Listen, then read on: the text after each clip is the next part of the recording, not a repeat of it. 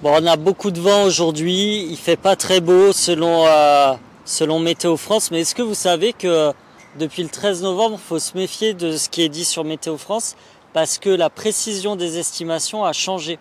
En effet, il y a eu une réforme, ça s'appelle les 3P, et ça a un petit peu déstabilisé, ça fait une météo à deux vitesses. On va en parler justement. Là, je me trouve sur le Météopôle parce qu'à Toulouse, on a la chance d'avoir plein de choses, dont le siège de Météo France.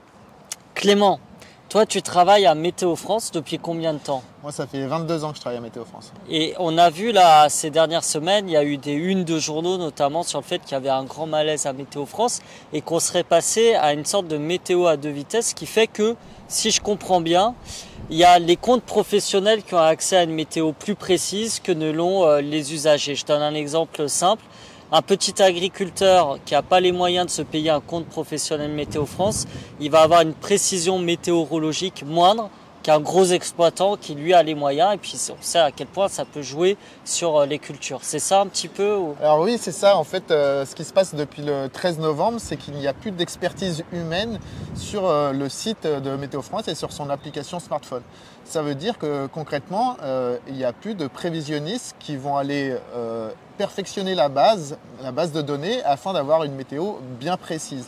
Et lorsqu'on achète une météo professionnelle, comme un gros exploitant ou comme les collectivités territoriales, à ce moment-là, on pourra avoir une expertise fine faite par un prévisionniste en région. Voilà. C'est ça qui différencie. Aujourd'hui, on est passé sur, on appelle ça l'automatisation de la prévision sur le site internet et sur l'application. Donc ça, c'est ce qu'on appelle la réforme des 3P. Et de manière générale, ce qui se passe aussi depuis des années à Météo France, c'est que vous avez perdu une grande partie de l'effectif. Il y a combien de personnes de postes qui ont été non remplacés ou de personnes qui sont parties? Ouais, vous avez une estimation? C'est environ un quart sur les 10 dernières années. Je crois que c'est autour de 8 ou 900 personnes qui n'ont pas été remplacées.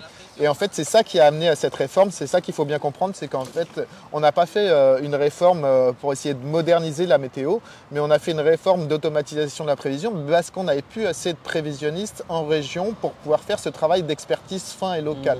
Comme on n'a plus assez de personnes, on est obligé de passer par un changement de système et de l'automatisation. Mais l'automatisation, aujourd'hui, elle n'est pas en état de ce qu'on pouvait faire avec des humains par le passé.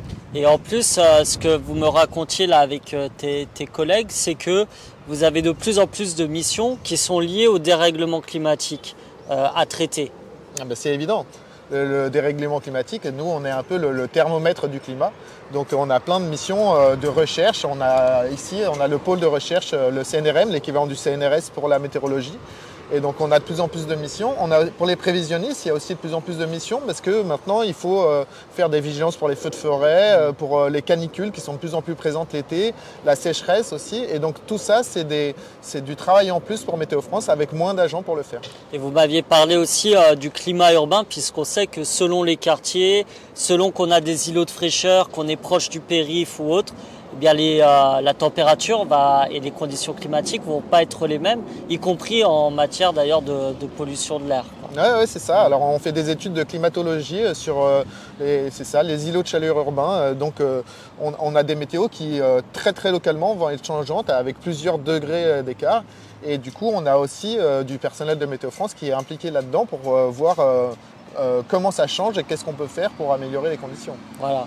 Donc c'est pour ça que nous, à l'Assemblée nationale, on a été plusieurs à demander avec Éric Coquerel, Clémence Guettet, Anne Stambach-Terre Noire et encore d'autres collègues, à ce qu'il y ait davantage de moyens en fait qui soient mis dans Météo France, parce qu'il faut des moyens humains, il faut aussi de la formation pour qu'on ait plein de jeunes qui soient formés et qui travaillent à Météo France, parce que c'est un outil de planification écologique pour l'avenir. Et puis surtout, c'est un service public qui est donné aux usagers et qu'ils doivent avoir de haute qualité, sachant que c'est bien sûr en métropole, mais c'est aussi les territoires ultramarins, puisque ça va de la Réunion en passant par les îles Kerguelen et autres, où Météo France donne précisément la météo.